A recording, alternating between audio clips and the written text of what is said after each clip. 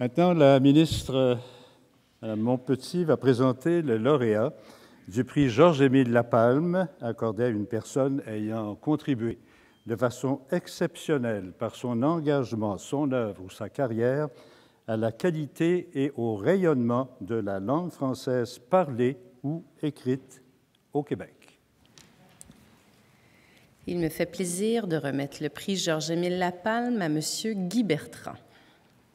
Promouvoir le bon usage de la langue française pour favoriser une meilleure communication et pour Guy Bertrand, une véritable vocation.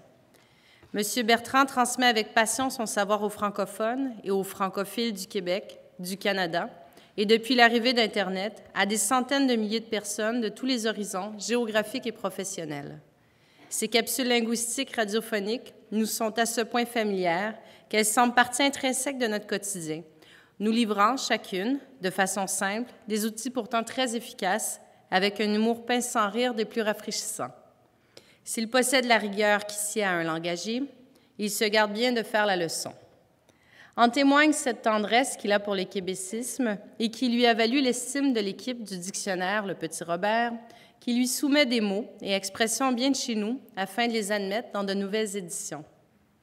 Aussi, pour avoir pris fait et cause pour la langue française, dont la richesse tient non seulement à l'abondance de ses mots, mais aussi à la justesse de leur emploi, pour avoir promu et valorisé la langue française afin qu'elle demeure une composante fondamentale de l'identité culturelle de la société québécoise, alors que la Charte de la langue française célèbre, comme les Prix du Québec, 40 ans d'histoire cette année, pour avoir plaidé tout au long de sa carrière pour une langue de qualité, vivante et créative, à l'image de notre culture, pour son apport exceptionnel au rayonnement de la langue française.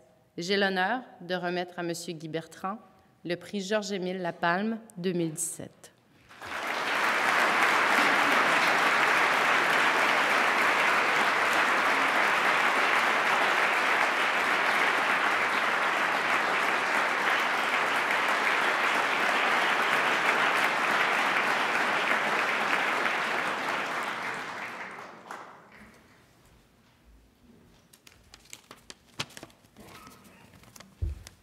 Madame la vice-première ministre, Madame la ministre, distingués invités, chers lauréats, les premiers modèles linguistiques d'un enfant sont d'abord la mère, puis le père, les enseignants et les médias. Pour beaucoup de gens d'ici, Radio-Canada est le modèle linguistique par excellence. Henri Bergeron, René Lecavalier, Mira Cri, Jean-Paul Nollet, Bernard de Rome, ainsi que de nombreux autres communicateurs de la radio et de la télévision publique, ont grandement contribué par leur exemple à la promotion d'une langue de qualité. Cette langue dite radio-canadienne a beaucoup évolué en 81 ans, demain 81 ans. Au fil des décennies, le ton un peu académique des premières années s'est décontracté. La langue à notre antenne est devenue plus naturelle, plus conviviale, plus moderne.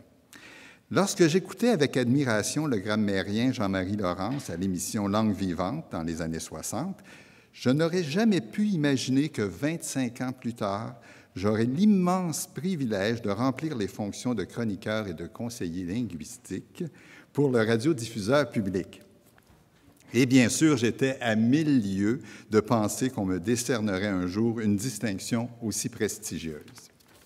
Je tiens d'abord à remercier le gouvernement du Québec, le dévoué personnel de la Direction des communications et des affaires publiques du ministère de la Culture et des Communications, ainsi que les membres du jury. Merci également à Louise Brunette de m'avoir ouvert les portes de Radio-Canada.